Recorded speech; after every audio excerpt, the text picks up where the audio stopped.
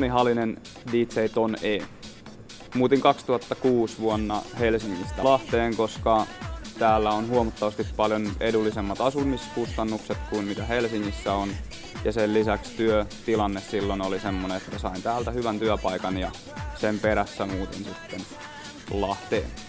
Henkilökohtaisesti on sitä mieltä, että tietenkin asumiskustannukset on edullisemmat kuin muualla, esimerkiksi PK-seudulla, mutta sen lisäksi täällä on erittäin hyvät harrastamismahdollisuudet. Ja itse kun pelaan jääkiekkoa, niin todella paljon löytyy halleja ja niin sanottuja harrastuporukoita, missä pääsee sitten toteuttamaan tätä kyseistä lajia. Myöskin jalkapallo, mitä pelaan kesäisin, niin on tosi hyvin hoidettu täällä. Kentät on huomattavasti paljon paremmassa kunnossa kuin esimerkiksi PK-seudulla. Tervetuloa Lahden seudulle ja Samera festareille.